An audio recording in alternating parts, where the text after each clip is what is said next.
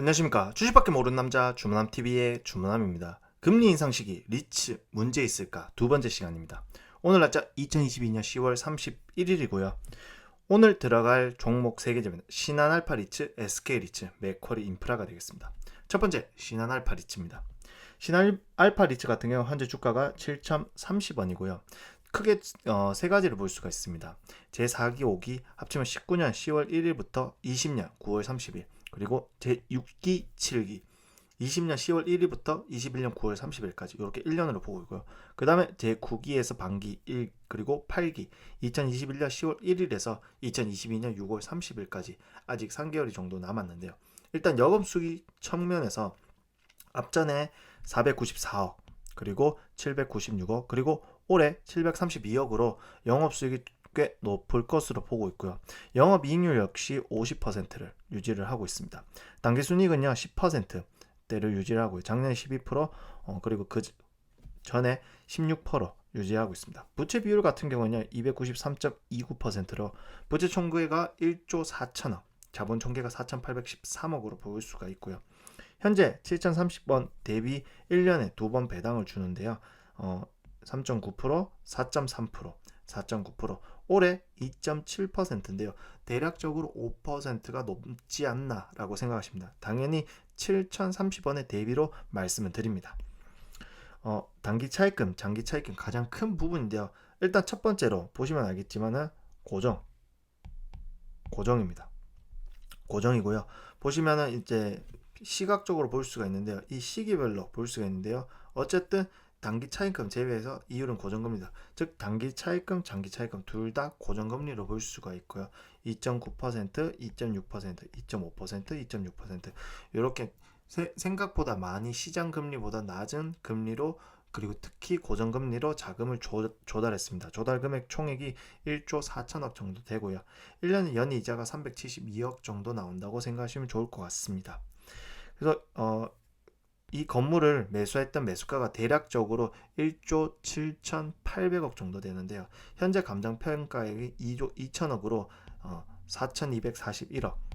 4,241억의 현재 건물 가치 상승이 있었고요. 현재 시가총액은 5,190억입니다. 그래서 앞서 봤던 이 차입금 비율을 빼고 상승가를 따졌을 때 현재 시가총액보다 조금 높다라고 생각하시면 좋을 것 같고요. 그래도 건물의 이제 리츠는요, 건물에 있는 가치와 주식이 수렴을 하기 때문에 점점 시간이 지나면 지날수록 저 장기 차입금, 단기 차입금을 갚아 나가기 때문에 점점 오르지 않나 생각을 하고요. 두 번째 SK 리츠입니다. SK 리츠 같은 경우 주가가 4,545원이고요. 영업수익이 186억. 근데 영업이익이 대략적으로 전부 다 80% 이상 나오고요. 당기순이익 역시 45% 이상 나옵니다. 부채와 자본 총계, 부채 비율은 218.15%고요. 1년에 4번 배당인데요. 4,545원을 빗대어서 작년에는 2번 정도 배당을 했었습니다.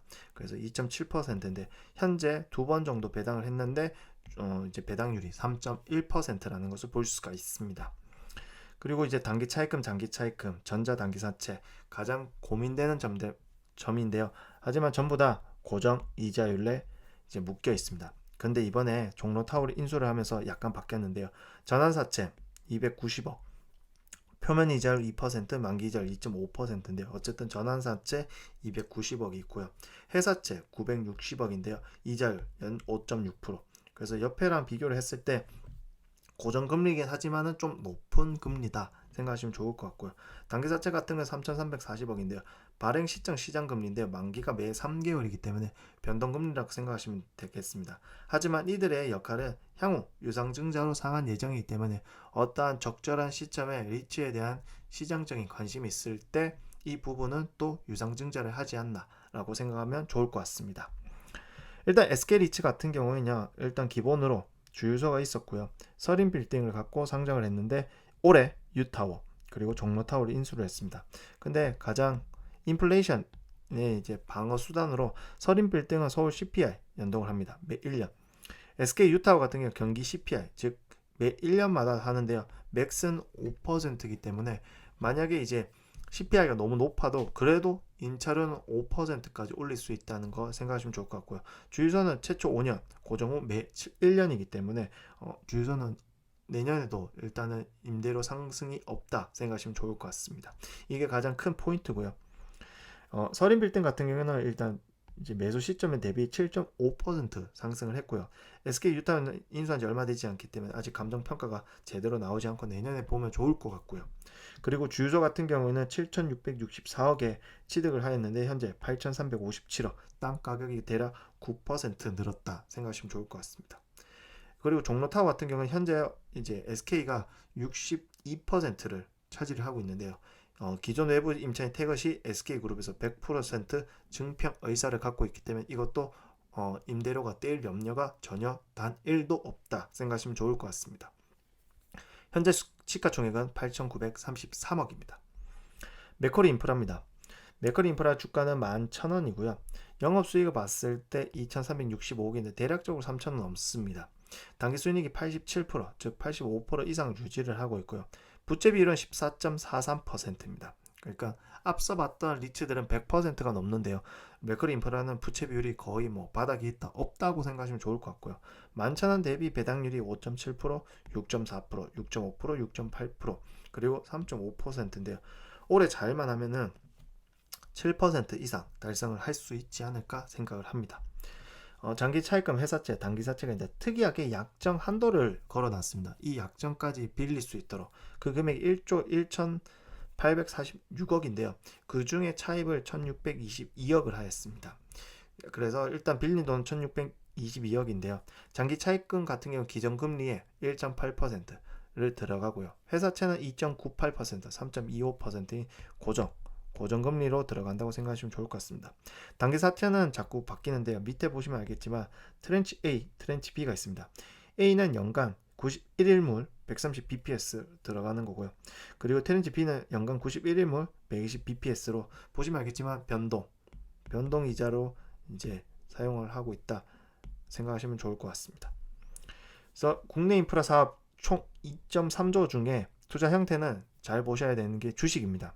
25.3%, 그리고 돈을 빌려주는 후순위 대출 71.5%, 그리고 사업자를 빌려주는 섬순위 대출 3.2%로 구성되기 때문에 잘 보셔서 이제 기억을 하셨으면 좋을 것 같고요. 정부 수입 보장 기간이 있는 거와 실시 협약 기간이 있습니다. 정부 수입 보장 기간은 둘이 협약을 맺어서 이제 이 정도의 통행료가 나오는 그 기준점이 있을 건데 그 기준점보다 떨어지면 정부에서 수입을 보장을 해줍니다. 그리고 실시 협약 기간 같은 경우는 수익이 떨어져도 정부에서 보전해주는 그런 건 없기 때문에 상관이 없고요. 근데 아시다시피 민간 투자 사업에 다 기간에 나눠서 이제 통행료를 다 받고요. 그 이후에 해지 시 이제 지급금까지 받는 이런 구조고요. 그리고 최근부터 들어가는 영속 사업, 이러한 단기적인 측면에 그래도 돈은 잘 벌리긴 하지만 미래 가치가 없기 때문에 영원한 게 없기 때문에 이제 영속 사업으로 최근에 주 해양에너지 서라벌 도시가스를 인수를 해서 이제 들어가 있고요. 현재 시가총액 4조 4,533억입니다. 감사합니다. 다음 주는 다른 종목으로 찾아뵙도록 하겠습니다. 감사합니다.